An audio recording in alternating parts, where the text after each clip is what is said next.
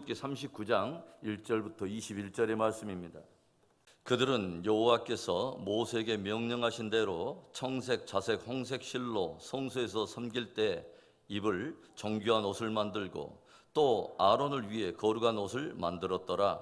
그는 또 금실과 청색, 자색, 홍색 실과 가늘게 꼰 배실로 에봇을 만들었으되 금을 얇게 쳐서 오려서 실을 만들어 청색, 자색, 홍색 실과 가는 배실을 섞어 정교하게 짜고 에봇에는 어깨바지를 만들어 그 두 끝에서 달아 서로 연결되게 하고 에봇 위에 에봇을 매는 띠를 에봇과 같은 모양으로 금실과 청색, 자색, 홍색 실과 가늘게 꼰 배실로 에봇에 붙여 짰으니 여호와께서 모세에게 명령하신 대로 하였더라.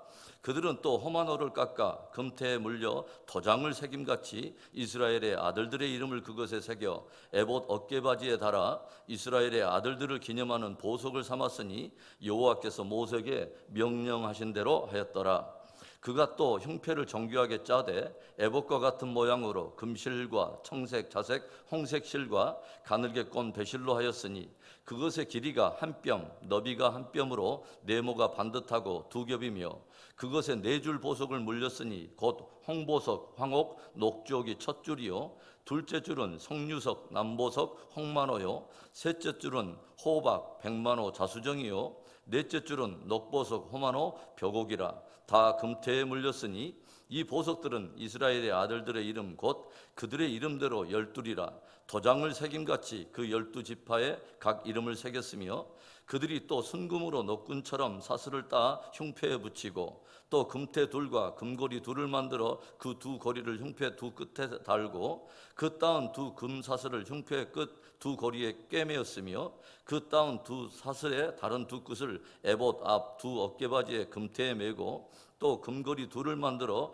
흉패 두 끝에 달았으니 곧 그 에봇을 마주한 안쪽 가장자리에 달았으며 또 금고리 둘을 만들어 에봇 앞 두 어깨바지 아래 매는 자리 가까운 쪽 곧 정교하게 짠 에봇 띠 위쪽에 달고 청색 끈으로 흉패 고리와 에봇 고리에 꿰어 흉패로 정교하게 짠 에봇 띠 위에 붙여서 에봇에서 벗어지지 않게 하였으니 여호와께서 모세에게 명령하신 대로 하였더라. 하나님께서 창조하신 첫 세상을 물로 심판하실 때 하나님께서는 노아에게 방주를 짓게 하시고 노아와 그의 가족들을 구원하신 사건을 우리가 성경을 통해서 봅니다. 창세기 6장을 보면 이 방주를 어떻게 지어야 할 것인가 하는 방주의 제도와 식양을 하나님께서 노아에게 알려주고 계시죠. 당대 노아 시대에 하나님께서 말씀하신 대로 방주를 지어서 구원을 얻게 된 사람이 오직 노아의 8 식구인 것을 생각해 본다면 실로 방주야말로 구원을 위해 하나님께서 베풀어 주신 최고의 놀라운 신적 계시물이라고 우리는 말할 수 있을 거예요. 그런데요, 이 방주의 제도와 식양에 대한 계시를 창세기 6장 한 장에 할애하고 있는 반면에 성막에 대한 계시는 출애굽기만 해도 출애굽기 25장부터 40장에 이르는 무려 16장의 분량을 할애하고 있다는 거죠. 얼마나 중요한 의미와 메시지가 그 안에 담겨 있기에 그 많은 분량을 할애해서 성막에 대해 기록하고 있을까요? 방주가 구원에 대한 중요한 계시를 담고 있다면 성막은 구원 얻은 성도들의 성화에 대한 계시를 담고 있다고 말씀을 드렸습니다. 구원받은 백성들이 어떻게 성막을 중심으로 하나님께 예배하며 그분과 동행하면서 거룩을 이룰 수 있는가, 거룩을 이루어 가야 하는가 하는 성화에 대한 계시를 보여주고 있다고 하는 거예요. 그리고 이 성막에 대해서 성경은 하늘에 있는 것의 모형과 그림자라고 우리에게 소개하고 있습니다. 성막을 보면 천상의 놀라운 광경과 그 감동을 일부 미리 맛볼 수 있다고 하는 것입니다. 오늘의 내용은 제사장들의 의복, 특별히 대제사장이 입는 의복에 대해서 우리에게 기록하고 있습니다. 구약의 대제사장은 우리가 익히 알듯이 우리의 영원한 대제사장이신 예수 그리스도를 예표하고 있습니다. 그렇다면 오늘 대제사장의 의복을 통해서 엿보게 되는 예수 그리스도는 어떤 분일까요? 첫째로는 복음의 완성이신 예수 그리스도이십니다. 성막 제작에 대한 모든 일이 마무리가 되었을 때 하나님께서는 마지막으로 제사장들, 그 가운데도 특별히 대제사장이 입어야 될 거룩한 옷을 짓도록 명령을 하시죠. 대제사장이 입을 모든 옷의 재료가 무엇으로 되어 있습니까? 바로 금실과 청색, 자색, 홍색 실과 가늘게 꼰 배실로 이루어져 있습니다. 성경을 해석하는 분들이 말씀하시는 아주 중요한 해석의 명제가 있는데 한번 따라해 볼까요? 신약은 구약 속에 감추어져 있고 구약은 신약에 펼쳐져 있다. 조금 쉽게 말씀드린다면 구약 속에는 예수 그리스도와 그분에 관한 복음과 언약이 모형과 그림자로 감춰져 있다고 하는 거예요. 그래서 저와 여러분이 구약을 읽을 때마다 마음속에 염두해야 될 것은 뭐냐면 구약적인 어떤 사건이나 대상이 예수 그리스도와 어떻게 복음으로 연결되어 있는가를 우리가 발견해야 된다고 하는 것이죠. 대제사장이 입을 거룩한 옷이 금실과 청색, 자색, 홍색 실과 가늘게 꼰 배실로 되어 있다고 하는 것이 예수님과 어떻게 연결되어 있을까요? 그 하나하나 색깔은 예수님의 존재와 그분의 사역적인 품성을 상징하고 있습니다. 먼저 금실은 영광이신 예수 그리스도를 우리에게 보여주고 있습니다. 그리고 청색은 하늘의 색깔로서 영원하신 예수 그리스도를 우리에게 보여주고 있고, 그런가 하면 자색은 왕의 색깔로서 하늘과 땅의 진정한 통치자이신 왕의 왕이 되신 예수 그리스도를 우리에게 보여주고 있다고 하는 거죠. 홍색은 피의 색깔로 고난당하시고 죽음당하신 예수 그리스도를 상징하고 있고, 가늘고 흰 배실은 죄 없으신 순결한 예수 그리스도를 상징하고 있다고 하는 것입니다. 그래서 우리가 조용히 보면요, 이 사복음서도 이러한 구조 속에서 예수님을 우리에게 보여주고 있습니다. 마태복음은 유대인의 왕으로 오신 예수 그리스도를 보여주면서 왕의 복음이라고 우리가 알고 있어요. 그리고 마가복음 같은 경우는 송아지 복음으로 알려져 있는데 종이 되어 이 땅에 오신 예수 그리스도를 우리에게 소개하고 있다는 것이죠. 그리고 누가복음은 사람의 아들로 오신 예수 그리스도, 그래서 인자의 복음이라고 하죠. 그리고 요한복음은 그 차원이 남은 공간복음과는 달리 태초에 말씀이 계시니라, 예수님의 구원과 기원에 대해서 태초로 거슬러 올라가면서 바로 하늘의 복음이라고 우리에게 알려져 있죠. 그래서 하나님의 아들이면서 동시에 사람의 아들이신 예수님, 그리고 왕이면서 동시에 고난당하여 종이 되신 예수 그리스도를 그 안에 우리에게 담아서 보여주고 있다고 하는 것입니다. 우리는 이처럼 대제사장이 입고 있는 거룩한 옷 안에도 예수님의 존재와 그분의 품성이 씨줄과 날줄처럼 그 의미가 담겨서 그 안에 담겨 있다고 하는 것을 우리가 알게 되는 것이죠. 하나님의 아들이면서 사람의 아들로 오시고 왕이면서도 종이 되셔서 우리를 위해 구원의 복음을 완성하신 예수 그리스도, 바로 그 예수 그리스도를 구원의 주로 믿고 바로 그 복음 위에 굳게 서서 오늘도 믿음의 경주를 다하는 복된 하루가 되기를 주의 이름으로 축원합니다. 오늘 대제사장의 의복을 통해서 엿보게 되는 예수 그리스도 어떤 분일까요? 둘째로는 영원한 중보자가 되신 예수 그리스도이십니다. 대제사장이 입고 있는 옷은 세 가지로 나눠볼 수 있는데, 맨 안에는 반포 속옷을 입고 있고, 그리고 겉옷을 두릅니다. 그리고 맨 바깥에는 에봇이라고 불리는 옷을 입고 있죠. 특별히 에봇은 대제사장이 입는 일종의 조끼 형식의 옷처럼 되어 있는데, 그 에봇 양 어깨 위에는 견대가 있어서 그 견대 위에는 호마노라고 하는 그 보석 위에 이스라엘의 아들들의 이름이 각기 6씩 새겨져 있습니다. 왜 하나님께서는 대제사장의 어깨에 이스라엘의 12아들들의 이름을 새기게 하셨을까요? 이것이 저와 여러분에게 던져주는 의미는 무엇일까요? 오늘 7절의 말씀을 한번 봅니다. 에봇 어깨바지에 달아 이스라엘의 아들들을 기념하는 보석을 삼았으니 여호와께서 모세에게 명령하신 대로 하였더라. 그러니까 대제사장의 어깨에 이스라엘의 아들들의 이름이 새겨진 것은 하나님 앞에서 저들을 기념하는 그런 의미가 있다고 하는 것이죠. 그뿐이 아닙니다.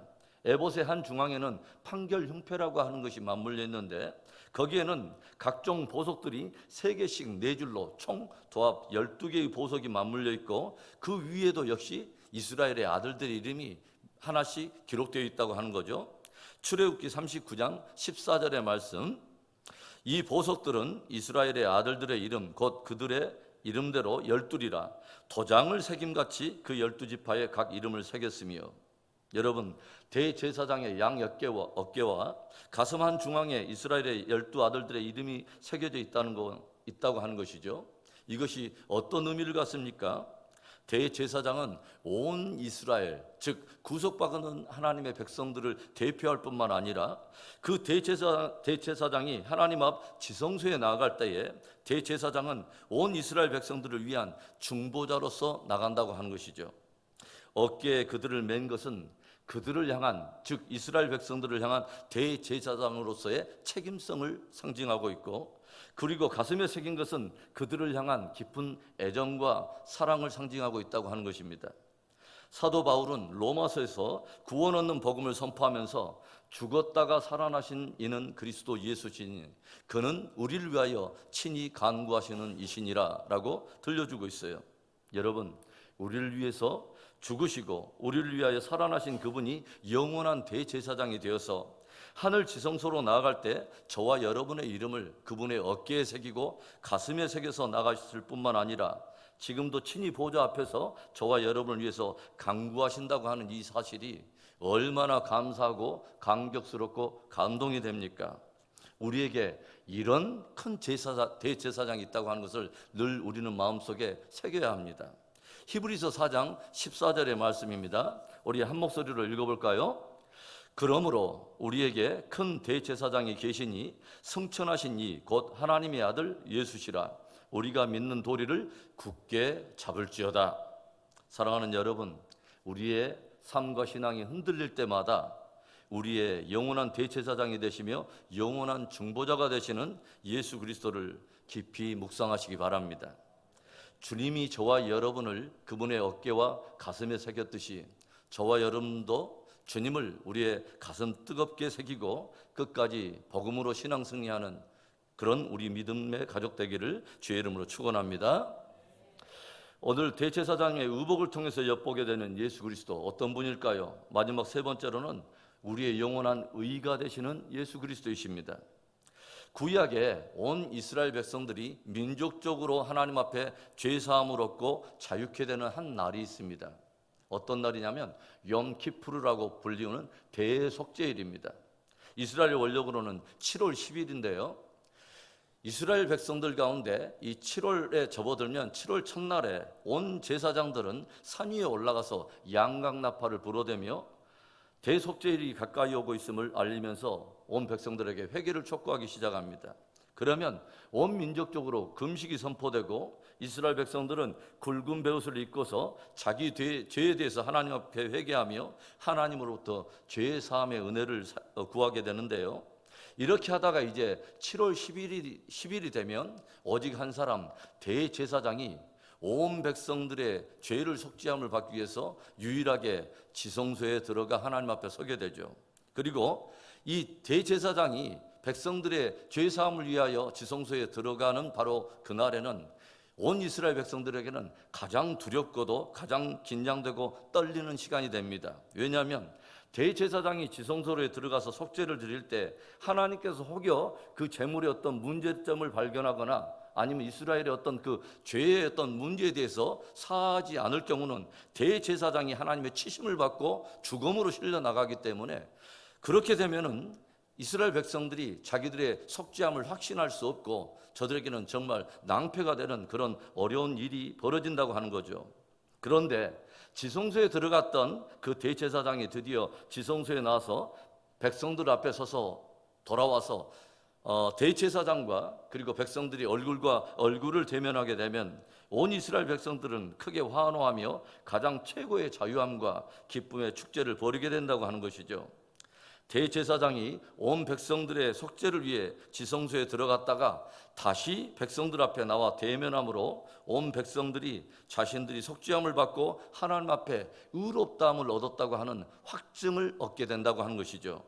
바로 이 일은 온 인류의 죄를 위해서 대속의 죽음을 당하시고 부활하여 영원한 하늘 지성소에 들어가신 예수님께서 다시 하늘로부터 다시 오셔서 온 백성들 앞에 나타나셔서 주님과 우리의 얼굴을 대면하던 바로 그날에는 우리 또한 영원한 의에 대한 확증을 얻게 되는 최고의 영광과 기쁨을 얻게 될 것을 그 안에 예표하여 담고 있다고 하는 것입니다. 예수님은 우리의 의롭다 하심을 위하여 부활하셨을 뿐만 아니라 영원한 우리의 의가 되시기 위해서 반드시 이 땅에 다시 오신다고 하는 것이죠.